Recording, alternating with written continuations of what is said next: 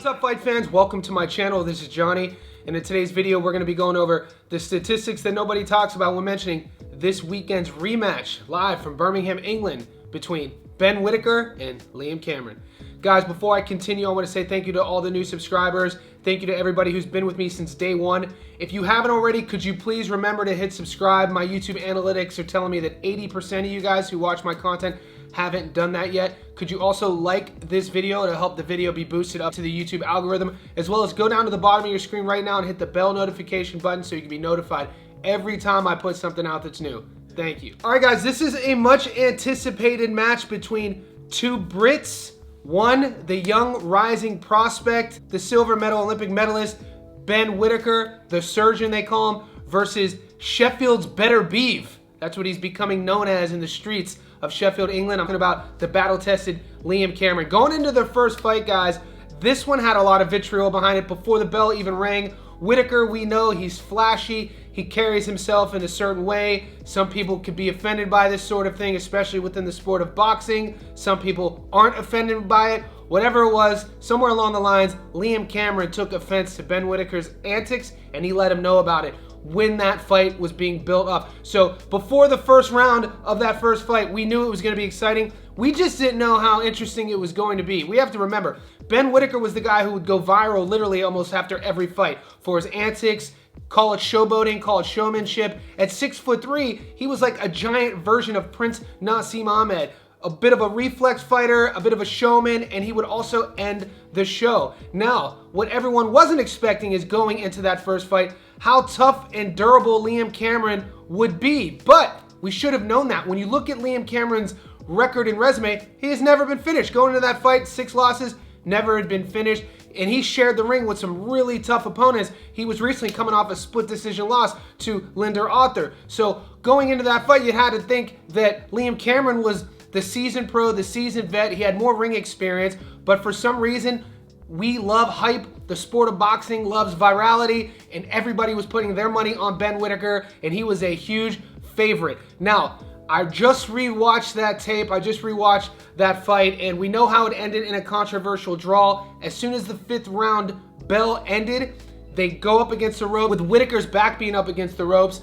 Cameron's pushing against him, and it looks like to me that Ben Whitaker suplexed Cameron over the ropes. Whatever it was, Whitaker couldn't continue. It was deemed a draw based off on the scorecards, and Whitaker had to be ushered out of the arena in a wheelchair. Now, the naysayers started coming out of the woodwork. They were saying that Whitaker was exposed. They were saying he was a fraud. They were saying he faked the injury, and then he wanted it to end because he knew the way the fight was going and Liam Cameron was getting the best of him. So in this video, we're going to break down that first fight. We're going to remind everybody what their resumes are, who each fighter is, and what you guys could expect. Also, stay tuned to the end of the video because I will be giving you my prediction. We'll be going over the Las Vegas odds, and I'll tell you where to put your money so you can make the most of it. Let's get into this. All right, guys, Ben Whitaker has a lot of parallels with a couple other British fighters that I just happen to be big fans of. I already talked about Prince Naseem Ahmed. He's a legend of the sport. We know about the Flash. We know about what he meant for the lighter fighters,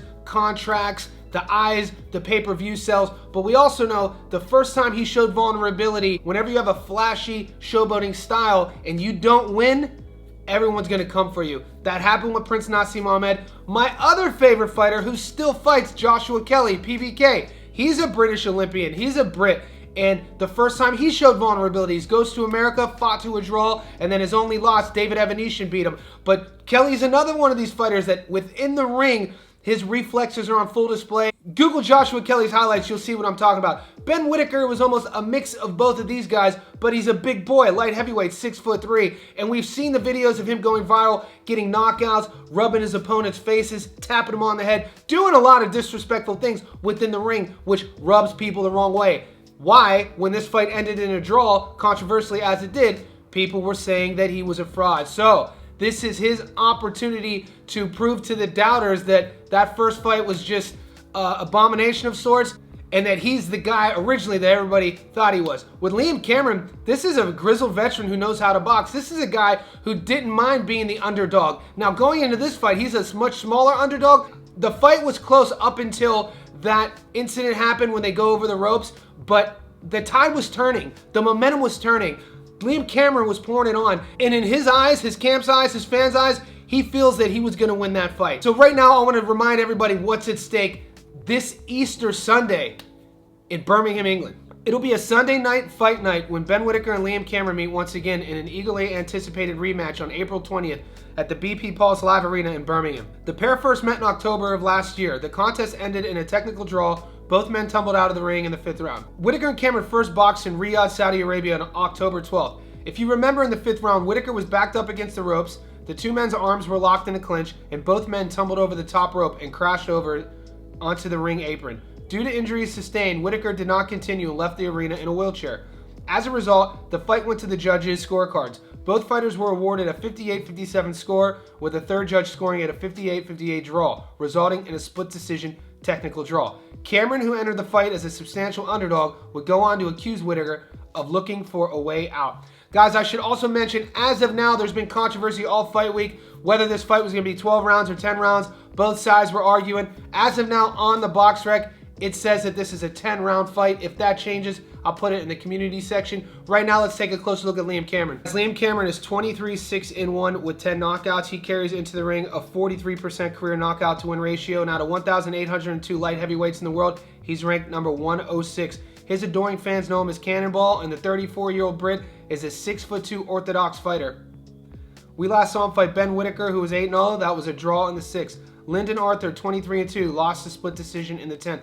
Itaba, 16-8, knocked him out in the 1st. Matthews, 17-76, knocked him out in the 1st. All right, guys, in this first fight, Liam Cameron's game plan was pretty evident. Let Ben Whitaker sort of do his thing in the 1st round, register, compute what he was going to do, and use your toughness and grit to withstand that initial onslaught and then make it your type of fight. And that's exactly what he did. Liam Cameron is at his best when he's in the clinch, when he forces Ben Whitaker to fight him close. And that's exactly what Ben Whitaker did. And as you saw the rounds go from the 2nd to the 3rd to the 4th, and you started seeing this was going to become a dogfight, and this is exactly what Cameron wanted, and this is exactly how the fight was going. And I thought it was going his way, and I was equally as shocked as all you guys when it ended the way it ended. So I'm super excited to see what's going to happen in the second one. Let's take a closer look at Ben Whitaker. Guys, Ben Whitaker's 8-0-1 with 5 knockouts. He carries in the ring 62% career knockout to win ratio. And out of 1,802 light heavyweights in the world, he's ranked 66th. His adoring fans call him the Surgeon, and the Brit is a 6'3" orthodox fighter. We last saw him fight Liam Cameron, 23-6, draw in the 6th. Aaron Yeka, 12-0, UD in the 10th. Willing, 7-1, points decision in the 8th. Gradia, 10-13, knockout in the 5th. Dreage, 11-2, knockout in the 4th. So guys, with Ben Whitaker, when he left the amateur scene to turn pro, we started seeing him on this path of knockouts. Like a lot of guys with a lot of hype, they start their career working on their competition, and early on you could look great against lesser competition, and as you keep winning, this is where matchmakers come into play. The fans and yourself, you really get to see how good you are against better competition. Going into the first Cameron fight, he hadn't knocked a guy out in a couple fights, and people were starting to question, hey, was this a case of stepping up in opposition? And we got to see that against Cameron. He started the fight good. His jab looked good. He had the speed advantage. He looked a little bit bigger. His reflexes are on point, and just his overall athleticism is going to be better than literally almost everyone in that division. But as the fight went on, I started seeing him make some, I don't want to say mistakes, but things that I were questioning in terms of where he was allowing the fight to take place. He was allowing Cameron to lull him in a Cameron sort of fight where Cameron's strengths were in close. I would have liked to see Ben Whitaker use more of the ring. I would have liked to see Ben Whitaker use more of his movement and his strengths, but that just didn't happen. I don't know if it was a case that he got stung early or if it was an ego thing and he wanted to show Cameron that he was the tougher guy. But if that fight would have went on, which we're going to get to see it going on in a couple days, who knows how that would have ended. When I look at both guys side by side, if you go to Cameron's BoxRec, it says he's 6 feet tall. I don't know if this is because when he turned pro, he's 6 feet tall, but he's 6'2" now. You can see in the face-to-face and the stare down with Ben Whitaker, who's 6'3". They're about even, and on paper, Cameron's going to have a little bit of a reach advantage. What I do want to talk about, other than the experience in the rounds, because you got to give that to Cameron as well, something that happened in the first fight that I feel that you can't measure and you can't write down, and it's hard to study or put a number or equate it to anything, is the mental side of things that I feel is on Cameron's side. How the fight went down, how he feels why Whittaker, quote unquote, quit, especially tactically. He was getting the best of the exchanges in close. And I felt like he did get hit with Whittaker's best shot in the first and second round, and he was still standing there. So you'd have to think that Cameron also has the psychological advantage going into this fight, even though, once again, he is the underdog. Now let's take a closer look at the Las Vegas odds. I use a sports book down here in Australia called Sportsbet. So if you're an Aussie down here, let's bring those apps out. All right, guys, currently on the money line, Ben Whitaker is a $1.39 favorite, and Liam Cameron is a $3.30 dog. The draw 17-1. If you take Whitaker on the money line, 100 gets you 39 in return if he wins. Liam Cameron as the underdog on the money line, 100 gets you your money back, plus 230 on return. Now let's look at the method of victory bets, which I feel there's some great opportunity for you gamblers to make some money here. Now, Ben Whitaker to win a points or decision, to go all 10 rounds as of now, $1.92. So that's increases your juice by a bit, from $1.39 to $1.92 for him to win by points. But if you pick him to win by points and he wins by knockout, you lose your bet. If you want Ben to win by knockout, $4.50. $1 gets you your money back, plus $3.50. Here's the interesting bit. Liam Cameron to win a points decision, $7.25. Liam Cameron to win by knockout, $5.20. So where the money is, the bettors who think that Cameron's going to win, they think he's going to knock Whittaker out at $5.20. So where I'm thinking about putting my money, and I don't know how controversial this is going to be, based on styles, when I look at their strengths, you have to give all of the physical attributes, the athleticism, the skill set, the hype to Ben Whitaker. But after watching the last fight, breaking it down, watching it a few times now, seeing the savviness, the veteran slickness that Cameron possesses, also the psychological advantage that Cameron has, specifically how that fight ended. He took all the hype Whittaker had, and he has it now. And he knows he has the pedigree. I think he knows he has what it takes to beat him. And I'm putting my money on the underdog, the 3-1 underdog, Liam Cameron to beat Ben Whitaker. Now, if you want to just put that on a money line bet, I'm happy with that. I'm still 50-50 on what I'm going to do. I'm telling you I'm taking them, but come fight night or a little bit closer, I'll put in the community section, because I'm thinking about being a bit froggy, and I think that Liam Cameron might stop Ben Whitaker. So I like that bet as well. For a 5-1 favorite, that could add a lot on a parlay, or just pick that outright. 10 grand, 5-1. You can make a quick 50 if Cameron stops Whittaker. So I'll let you know specifically where my money's at on a prop bet come closer to fight night. But 100% I feel that Liam Cameron outclasses, outgrits, outwills, and outboxes Ben Whitaker. In the comment section below, you don't have to agree with me. Let me know if you think the young surgeon is going to leave Birmingham the victor, or if the veteran from Sheffield is going to push back the odds and win this fight. Also, if you guys haven't seen my breakdown of the main event in Oceanside, California between the ladies, Gabriela Fandora and Marilyn Badia, stay tuned to the channel, because that's coming up right now.